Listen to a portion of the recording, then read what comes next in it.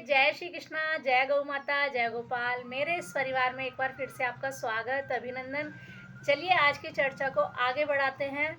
तो उससे पहले यदि आपने मेरे चैनल को सब्सक्राइब नहीं किया है या आप मेरे चैनल पर नए जुड़े हैं तो मेरे चैनल को सब्सक्राइब कीजिए।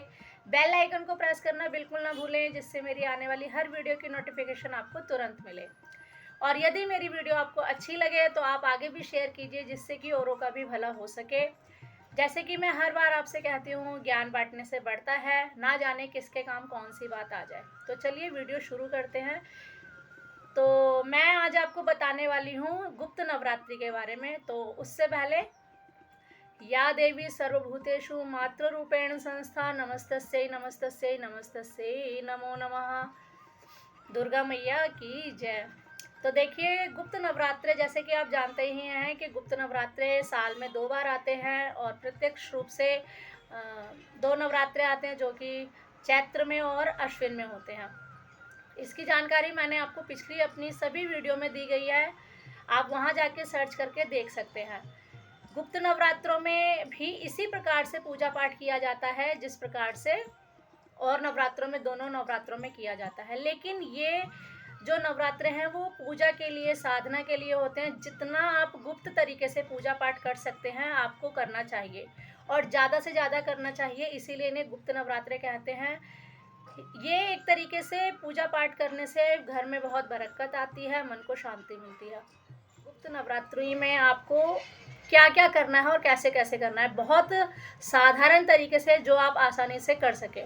तो देखिए, आप अगर चाहते हैं माता की चौकी लगाना, पूजा पाठ आदि करना, तो जैसे आप हमेशा करते हैं वैसे भी आप कर सकते हैं। नहीं तो आप घर में जिस प्रकार रोज रूटीन से पूजा करते हैं वैसी पूजा करके आप सिर्फ दुर्गा सप्तशती की माला कीजिए, पाठ कीजिए, अध्याय कीजिए, जैसे भी आपको बन पड़े। आप पूरे अध्याय अगर एक दिन में रोज कर सकते हैं तो रोज कीजिए, 9 दिन में कर सकते हैं तो 9 दिन में पूरे अध्याय यानी दुर्गा सप्तशती का पूरा पाठ कीजिए।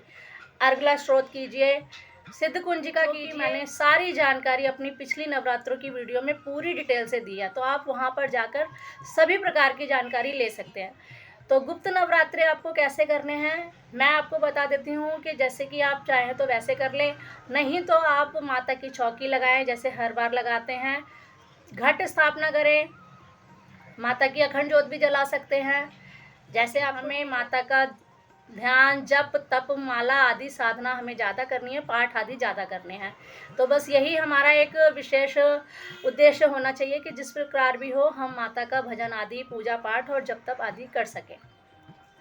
अब मैं आपको बताती हूँ कि घट स्थापना और कब शुरू हैं, कब समाप्त हैं, और घट स्थापना का मुहूर्त क्या है। तो देखिए, कलश स्थापना का समय सुबह 8:34 से लेकर 9:59 तक है। उसके बाद अभिजित मुहूर्त भी है, जिसमें भी आप कलश घट स्थापना यानी कि कर सकते हैं। तो ये पूजा का मुहूर्त है, आप इस प्रकार से पूजा कीजिए, साधना कीजिए, और दुर्गा सप्तशती के पाठ को जरूर, अध्याय को कीजिए, हो सके तो हवन करिए, और जिस प्रकार से भी आप पूजा करना चाहें कर सकते हैं। लेकिन मैंने आपको पहले भी कहा था, मैं आपको फिर कह रही हूँ कि आप जितना हो सके साधना कीजिए, पाठ कीजिए, माता रानी के नाम की माला जपिए, 32 नाम की माला जपिए, 108 नाम की माला जपिए, और दुर्गा सप्तशती का पाठ तो आप जरूर कीजिए, चाहे एक अध्याय करें। चाहे आप एक बात का विशेष ध्यान रखें कि पूजा पाठ आप जिस भी प्रकार से करें, बस वो जितना हो सके गोपनीय रखें, गुप्त रखें, वो आपको उतना ही अधिक फल देगा।